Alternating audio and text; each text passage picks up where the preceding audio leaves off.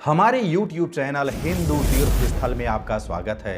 आदरणीय भक्तों, मैं आलोक तिवारी आपका अपने चैनल पर स्वागत करता हूं और इस समय हमारे चैनल पर माता दुर्गा की 51 शक्ति पीठों के बारे में विशेष श्रृंखला प्रस्तुत की जा रही है, जिसमें सभी 51 शक्ति पीठों की जानकारी आपके सामने प्रस्तुत की जा रही है। लेकिन इस वीडियो में आगे बढ़ने से पहले आपको एक बात बता देना चाहते हैं कि हमारा दूसरा चैनल भी है, जिसका नाम है आलोक तिवारी एस्ट्रोलॉजर। उस चैनल का लिंक इस वीडियो के डिस्क्रिप्शन बॉक्स पर उपलब्ध है। आप उस चैनल पर जाकर के ज्योतिष एवं अध्यात्म की संपूर्ण जानकारी प्राप्त कर सकते हैं। आइए अब इस वीडियो को प्रारंभ करते हैं।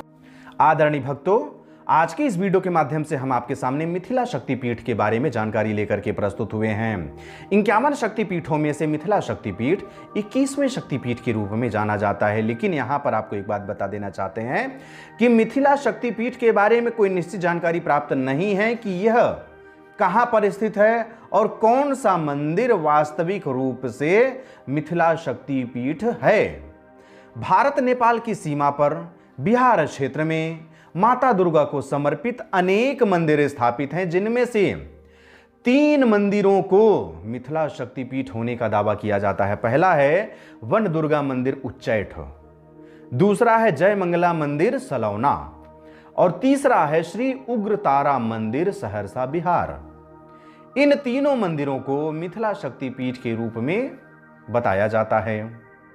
चूंकि 3 मंदिरों को मिथिला शक्तिपीठ के रूप में माना जाता है, इसलिए हम इस शक्तिपीठ को 3 अलग अलग वीडियो के माध्यम से आपके सामने प्रस्तुत करने जा रहे हैं, जिससे आपको इन तीनों स्थलों के बारे में जानकारी प्राप्त हो सके।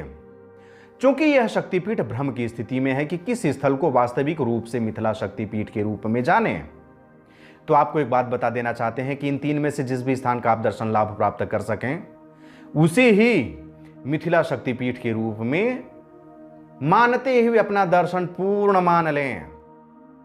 आइए अब तीनों स्थलों में से पहले स्थल के बारे में जानकारी प्राप्त कर लेते हैं। मिथिला शक्तिपीठ उच्चैठ अथवा वन दुर्गा माता मंदिर उच्चैठ कहां स्थित है? यह प्रसिद्ध मंदिर एवं शक्तिपीठ भारत भूमि के बिहार राज्य के मधुबनी जिले के बेनीपट्टी प्रखंड से 4 किलोमीटर की दूरी पर उत्तर पश्चिम दिशा में, नेपाल के जनकपुर से पूर्व दिशा में 15 किलोमीटर की दूरी पर थुमहानी नदी व सरोवर के तट पर स्थित है। माता सती का कौन सा अंग गिरा था? मिथिला शक्तिपीठ उच्चैठ मंदिर में माता का वाम स्कंध अर्थात बायां कंधा गिरा था। माता की शक्ति तथा भैरव का नाम क्या है? यहां स्थित माता की शक्ति का नाम उमा अथवा महादेवी तथा भैरव का नाम महोदर है। मिथिला शक्तिपीठ उच्चैठ के मंदिर में प्रतिमा। मंदिर में स्थापित प्रतिमा अद्भुत है। ऐसी मान्यता है कि यहां स्थापित प्रतिमा स्वयंभू है, किसी ने इस प्रतिमा की स्थापना नहीं की है। मंदिर के गर्भगृह में काले रंग के एक पत्थर पर लगभग 2.5 फीट ऊंची माता दुर्गा की प्रतिमा स्थापित है। माता सिंह पर सवार होकर कमल के आसन पर विराजित हैं। माता के पैरों के पास मछली की आकृति उकेरी गई है। वर्तमान में मंदिर में स्थापित प्रतिमा का सिर दिखाई नहीं देता है, केवल धड़ का ही दर्शन लाभ प्राप्त होता है। फलस्वरूप माता को छिन्न मस्तिका दुर्गा के नाम से भी जाना जाता है। मिथिला शक्तिपीठ उच्चैठ के मंदिर का इतिहास। मिथिला क्षेत्र कभी ज्ञान एवं अनुसंधान का केंद्र था, जहां ऋषि मुनि तपस्या करते हुए आध्यात्मिक शक्तियां अर्जित करते थे। पौराणिक मान्यताओं के अनुसार पर राजा जनक और माता सीता की यह धरती न केवल दुनिया में अपनी समृद्धि के लिए जानी जाती है, बल्कि ज्ञान परंपरा में भी इसकी अपनी अलग पहचान है। उच्चैठ में स्थित माता का यह मंदिर ईसा पूर्व का है। इस बात का उल्लेख राजा विक्रमादित्य के प्राचीन इतिहास में भी प्राप्त होता है। वर्तमान प्रतिमा 6वीं शताब्दी की बताई जा रही हैं। पहले इस क्षेत्र में घनघोर वन था, जिसके कारण उच्चैठ में स्थापित माता को वन देवी दुर्गा के नाम से भी जाना जाता है।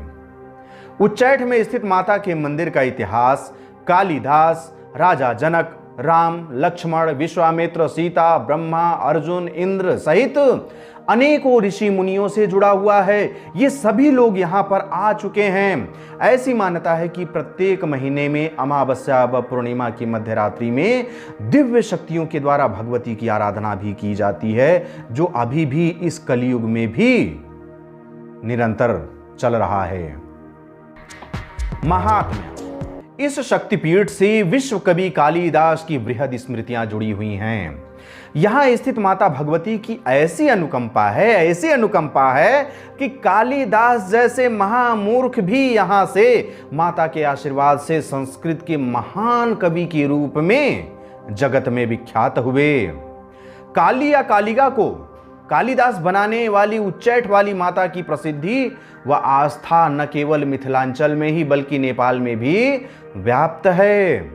जिस स्थान पर रहकर कालिदास ने देवी की साधना की थी वह कालिदास डीह के नाम से जानी जाती है।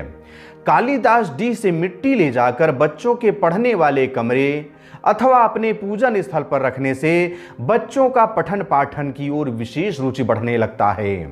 पौराणिक कथाओं के अनुसार पर अपनी हिमालय की यात्रा के दौरान या फिर मिथिला की राजधानी जनकपुर जाते समय कई पौराणिक महर्षि उच्चैठ होकर के ही गए थे। इनमें भगवान राम सहित महर्षि कपिल, कणाद, गौतम, जैमिनी, पुंडरीक, लोमस सहित कई ऋषि शामिल हैं जो इस मार्ग से गुजर चुके हैं। ऐसी मान्यता है कि यहाँ जो भी भक्त पूरी श्रद्धा भाव से माता के दर्शन के लिए आते हैं उनकी समस्त मनोकामनाएं अवश्य पूर्ण होती हैं। लोक मान्यता के अनुसार पर उच्चैठ की भगवती से श्रद्धा एवं भक्ति से जो कुछ भी मांगा जाता है माता उसे अवश्य पूर्ण करती हैं। इसलिए इन्हें दुर्गा के नवम रूप सिद्धिदात्री और कामना पूर्ति दुर्गा के रूप में भी पूजित किया जाता है। मूर्ख कालिदास बने विद्वान कालिदास। प्राचीन मान्यता के अनुसार पर मंदिर के पूर्व दिशा में एक संस्कृत पाठशाला थी और मंदिर तथा पाठशाला के मध्य एक विशाल नदी थी। महामूर्ख कालिदास अपनी विदुषी पत्नी विद्योत्तमा से तिरस्कृत होने के कारण घर से भाग निकले और माता भगवती के शरण में उच्चैठ आ गए और उसी विद्यालय के आवासीय छात्रों के लिए खाना बनाने का कार्य करने लगे। उनके बारे में एक अनोखी घटना प्रसिद्ध है। वे जिस डाली पर बैठते थे उसी डाली को काट रहे थे। अब बताइए कितने मूर्ख थे, लेकिन ये विद्वान कैसे बन गए? इतने मूर्ख इंसान के अंदर कैसे बुद्धि जागृत हो गई? एक बार की बात है कि नदी में भयंकर बाढ़ आ गई। भाई नदी के इस पार में विद्यालय था, उस पार में मंदिर था, बीच में नदी थी। उस नदी में भयंकर बाढ़ आई और बाढ़ इतना अधिक था, पानी का बहाव इतना अधिक था कि मंदिर में संध्या दीप जलाने का कार्य जिन छात्रों को सौंपा गया था वे छात्र उस मंदिर तक नहीं जा पा रहे थे। छात्रों ने कालिदास को महामूर्ख जानकर उसे आदेश दिया कि मंदिर में आज शाम का दिया जलाने तुम्हें जाना है, तुम जाओ और वहां से दिया जला करके आ जाओ। साथ ही मंदिर में कोई ऐसी निशानी लगा करके आना जिससे कि हमें पता चले कि तुम वहां गए थे और मंदिर में दिया जला करके आए हो। बस इतना सुनते ही कालिदास जी झटपट तैयार हुए और नदी में कूद गए। तैरते तैरते, झपटते, गिरते, डूबते किसी तरीके से उस पार पहुंचे और माता के मंदिर में पहुंच गए। वहां पहुंच करके वे दीपक प्रज्वलित किए, पूजा अर्चना किए। अब बारी थी मंदिर में कोई निशान लगाने की जिससे कि यह सिद्ध किया जा सके कि उन्होंने यहां तक आकर के दीप प्रज्वलित किया। जब कालिदास जी को निशान लगाने के लिए कुछ भी दिखाई नहीं दिया तो जले हुए दीपक की कालिख अपने हाथ में ले लिए, लेकिन अब निशान लगाएं कहां, यह भी बात हो गई। निशान लगाने के लिए कोई साफ सुथरी जगह तो चाहिए। मूर्ख कालिदास को कहीं भी कोई जगह दिखाई नहीं दिया, बस एक ही जगह दिखाई दे रहा था। माता का मुखमंडल साफ सुथरा और चमक रहा है, बस दीपक की वह कालिख माता के चेहरे पर पोतना प्रारंभ कर दिए। अब क्या था, माता का पूरा चेहरा ही काला कर दिए। इस घटना से माता को कालिदास के ऊपर दया आ गई और माता शीघ्र ही वहां पर प्रकट हो गई। माता कालिदास जी से बोली, अरे मूर्ख कालिदास, तुम्हें इतने बड़े मंदिर में कोई और जगह नहीं मिला जो मेरा चेहरा पूरा काला कर दिए? और इस बाढ़ में, इस घनघोर बारिश में अपना जीवन जोखिम में डालकर तुम यहां दीपक जलाने चले आए हो। कैसे मूर्ख हो। चलो कोई बात नहीं, अब इसको हम मूर्खता माने या तुम्हारी भक्ति माने, लेकिन जो भी है तुम वरदान प्राप्त करने के योग्य हो। बोलो क्या वरदान चाहते हो। कालिदास जी को कुछ समझ में नहीं आ रहा था, खड़े हो गए और सारा घटना बता दिए कि मैं एक मूर्ख हूं, मेरी पत्नी बहुत विदुषी है, उसने मुझे घर से भगा दिया और मैं यहां आकर के रहता हूं। कालिदास जी की कथा सुनने के बाद, उनकी संपूर्ण गाथा सुनने के बाद माता जी ने उन्हें आशीर्वाद दिया कि आज की रात्रि तुम जिस जिस पुस्तक को स्पर्श करोगे वे समस्त पुस्तक तुम्हें कंठस्थ हो जाएंगे।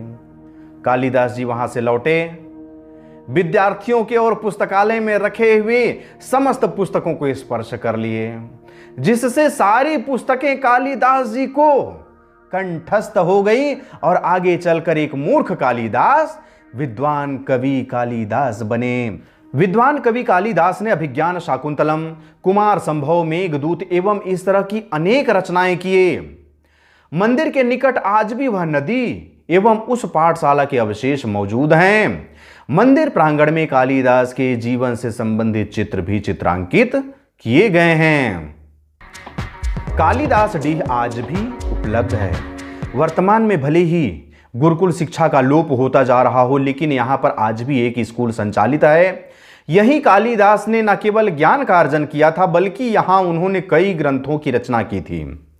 इसलिए इस स्थान को कालिदास डीह कहा जाने लगा। यहां कालिदास से जुड़ी छवि और प्रतिमाएं उकेरी गई हैं। शहर की भागदौड़ एवं कोलाहल से दूर इस स्थान पर अलग ही शांति का आभास होता है।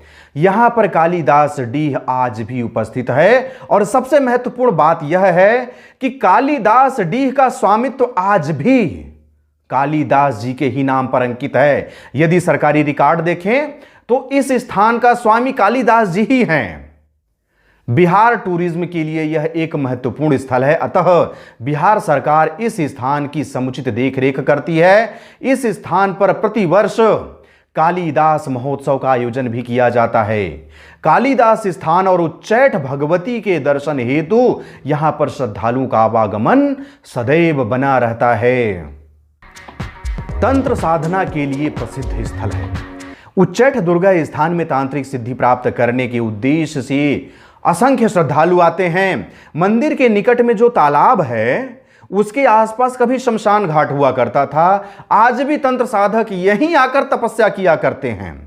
किंवदंतियों के अनुसार पर इस स्थान पर अनेक अद्भुत शक्तियों का वर्तमान में भी निवास बना हुआ है, जिसे आसानी से महसूस किया जा सकता है। आप जब भी जाएंगे तो हो सकता है कि आपको भी उन शक्तियों का आभास हो जाए। नवरात्रि के दिनों में इस स्थान पर कई तंत्र साधकों के दर्शन होते हैं, जो यहां बैठकर तांत्रिक सिद्धियों के लिए तप कर रहे होते हैं। बलि की प्रथा। उच्चैठ भगवती मंदिर में बलि की प्रथा भी विद्यमान है।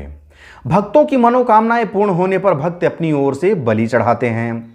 लेकिन यहां की अद्भुत बात बता दें कि बलि के समय निकलने वाले रक्त पर कभी भी मक्खियां नहीं भिन भिन आती हैं, न तो बदबू ही आता है, लेकिन पास का तालाब रक्त से लाल हो जाता है।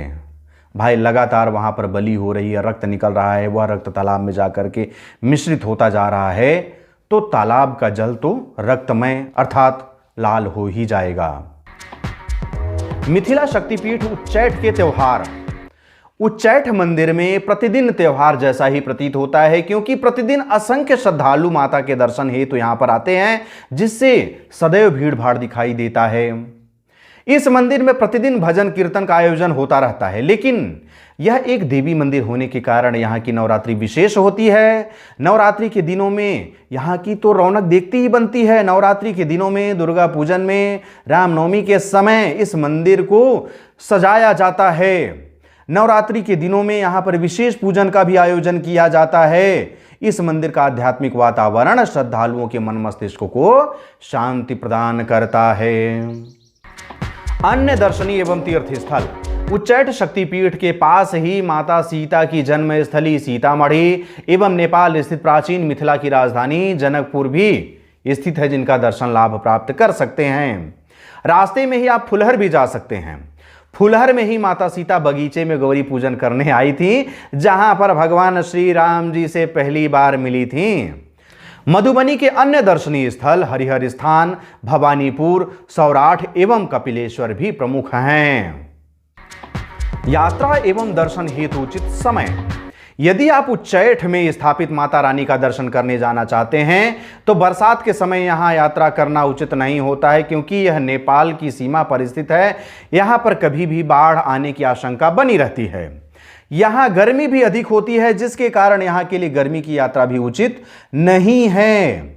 यदि आप दर्शन के लिए सही समय समझें तो ठंडी का मौसम अर्थात अक्टूबर से लेकर के मार्च तक का समय यहां के दर्शन अथवा यहां की यात्रा के लिए सबसे उचित समय माना जाता है। वैसे आप वर्ष में कभी भी आ सकते हैं, मंदिर सदैव खुला रहता है, लेकिन ठंड का मौसम विशेष अनुकूलता भरा होता है।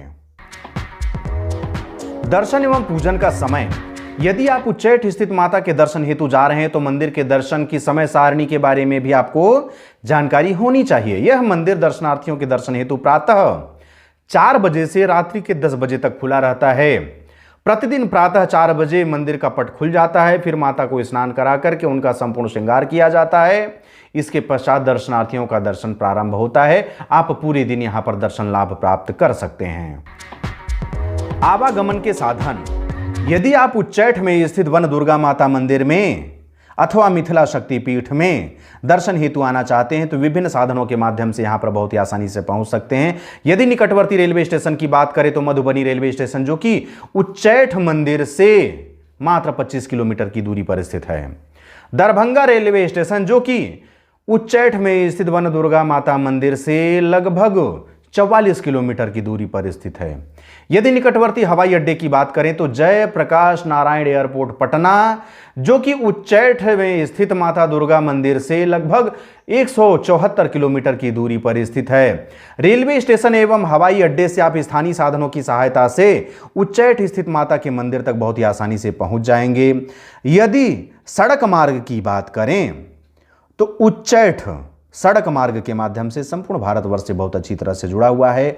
आप सड़क मार्ग का उपयोग करते हुए बस से, टैक्सी से अथवा स्वयं के निजी वाहन के माध्यम से यहां तक बहुत ही आसानी से पहुंच सकते हैं और माता दुर्गा का दर्शन लाभ प्राप्त करते हुए उनका आशीर्वाद प्राप्त कर सकते हैं। इस तरह से इस वीडियो के माध्यम से आपके सामने उच्चैठ में स्थित वन दुर्गा माता मंदिर अथवा मिथिला शक्तिपीठ के बारे में विस्तृत जानकारी प्रस्तुत की गई। मैं आशा करता हूं कि यह जानकारी आपको पसंद आई होगी। यदि यह जानकारी आपको पसंद आई हो तो मुझे कमेंट बॉक्स में लिख करके अवश्य बताइएगा। साथ ही साथ इस वीडियो को अधिक से अधिक लोगों तक शेयर कीजिए, जिससे कि इस स्थान के बारे में सभी लोगों को जानकारी प्राप्त हो सके और यहां तक आकर के वन दुर्गा माता मंदिर में जाकर के माता का आशीर्वाद प्राप्त कर सकें। अब मुझे आगे दीजिए, मिलते हैं अगले वीडियो पर। तब तक के लिए जय हिंद, जय भारत, बम बम भोलेनाथ की जय, माता रानी की जय, जय गुरुदेव।